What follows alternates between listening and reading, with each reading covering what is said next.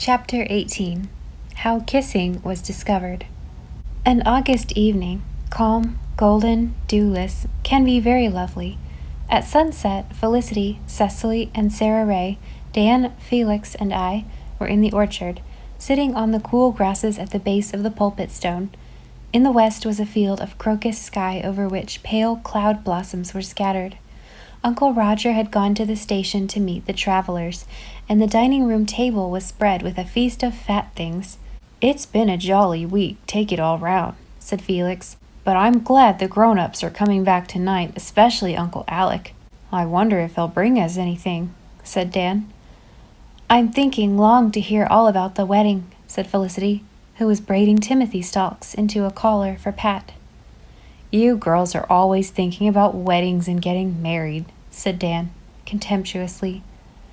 "We ain't," said Felicity indignantly. "I am never going to get married. I think it is just horrid, so there." "I guess you think it would be a good deal horrider not to be," said Dan. "It depends on who you're married to," said Cecily gravely, seeing that Felicity disdained reply. "If you got a man like father, it would be all right.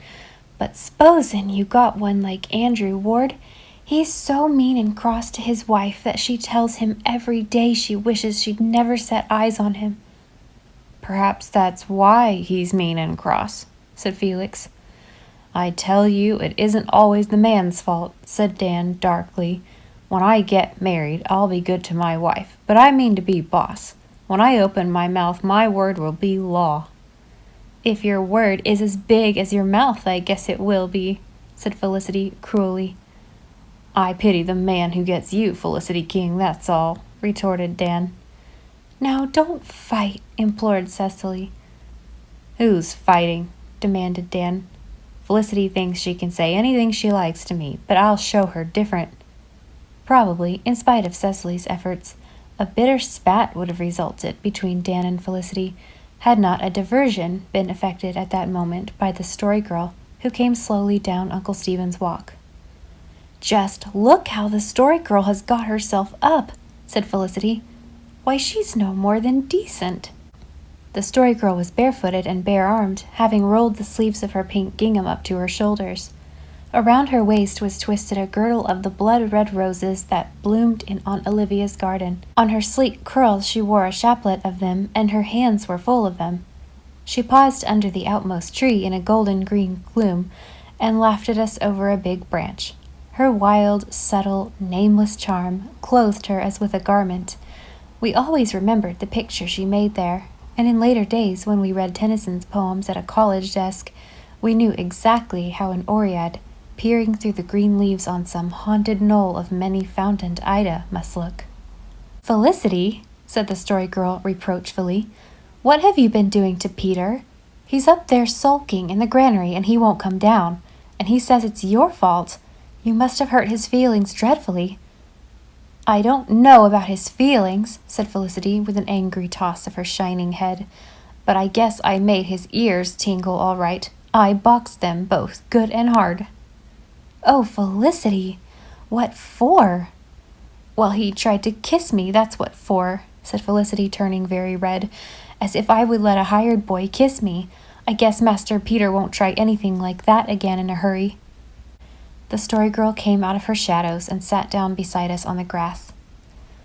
"Well, in that case," she said gravely, "I think you did right to slap his ears. Not because he is a hired boy, but because it would be impertinent in any boy. But talking of kissing makes me think of a story I found in Aunt Olivia's scrapbook the other day. Wouldn't you like to hear it? It is called How Kissing Was Discovered." "Wasn't kissing always discovered?" asked Dan. "Not according to this story. It was just discovered accidentally." "Well, let's hear about it," said Felix, "although I think kissing's awful silly, and it wouldn't have mattered much if it hadn't ever been discovered." The Story Girl scattered her roses around her on the grass and clasped her slim hands over her knees. Gazing dreamily afar at the tinted sky between the apple trees, as if she were looking back to the merry days of the world's gay youth, she began, her voice giving to the words and fancies of the old tale the delicacy of hoar frost and the crystal sparkle of dew. It happened long, long ago in Greece, where so many other beautiful things happened. Before that, nobody had ever heard of kissing, and then it was just discovered in the twinkling of an eye, and a man wrote it down, and the account has been preserved ever since. There was a young shepherd named Glaucon, a very handsome young shepherd, who lived in a little village called Thebes.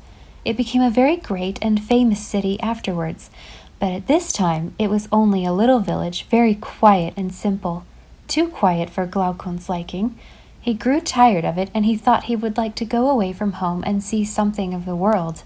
So he took his knapsack and his shepherd's crook and wandered away until he came to Thessaly. That is the land of the gods' hill, you know. The name of the hill was Olympus. But it has nothing to do with this story. This happened on another mountain, Mount Pelion. Glaucon hired himself to a wealthy man who had a great many sheep, and every day Glaucon had to lead the sheep up to pasture on Mount Pelion, and watch them while they ate. There was nothing else to do, and he would have found the time very long if he had not been able to play on a flute. So he played very often and very beautifully, as he sat under the trees and watched the wonderful blue sea afar off, and thought about Aglaia. Aglaia was his master's daughter. She was so sweet and beautiful that Glaucon fell in love with her the very moment he first saw her, and when he was not playing his flute on the mountain, he was thinking about Aglaia, and dreaming that someday he might have flocks of his own and a dear little cottage down in the valley where he and Aglaia might live. Aglaia had fallen in love with Glaucon just as he had with her, but she never let him suspect it for ever so long. He did not know how often she would steal up the mountain and hide behind the rocks near where the sheep pastured, to listen to Glaucon's beautiful music. It was very lovely music because he was always thinking of Aglaia while he played, though he little dreamed of how near him she often was. But after a while Glaucon found out that Aglaia loved him, and everything was well.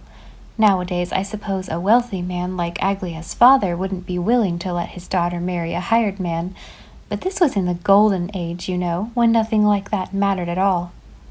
After that, almost every day Aglaia would go up the mountain and sit beside Glaucon as he watched the flocks and played on his flute.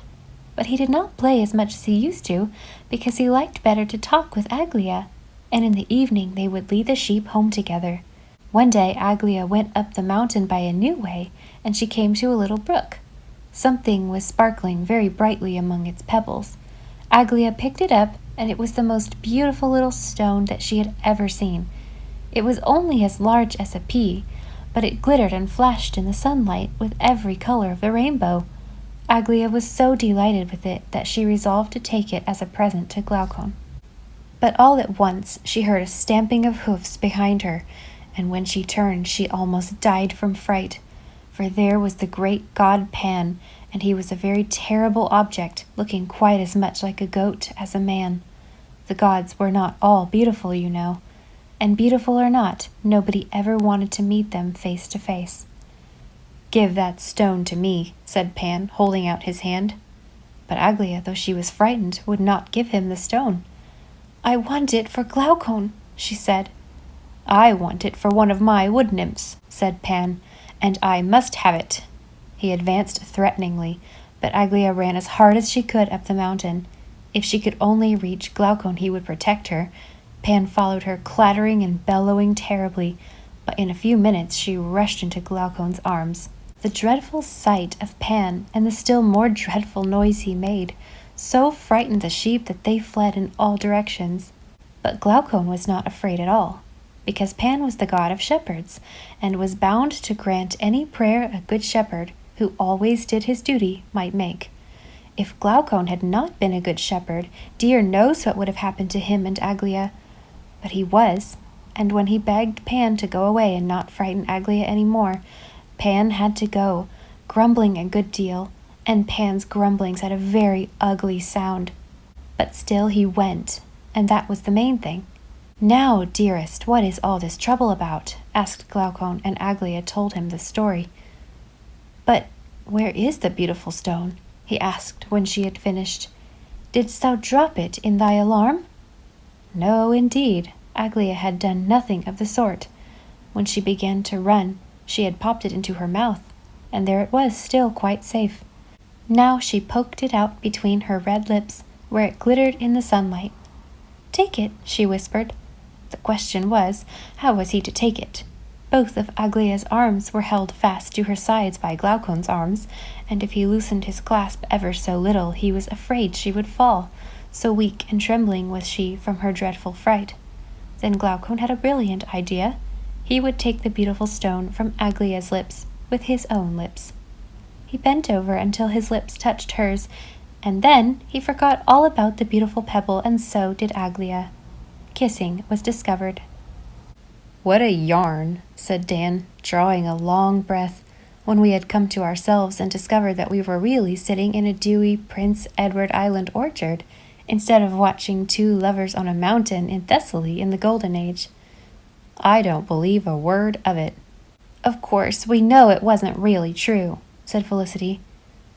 "Well, I don't know," said the Story Girl thoughtfully.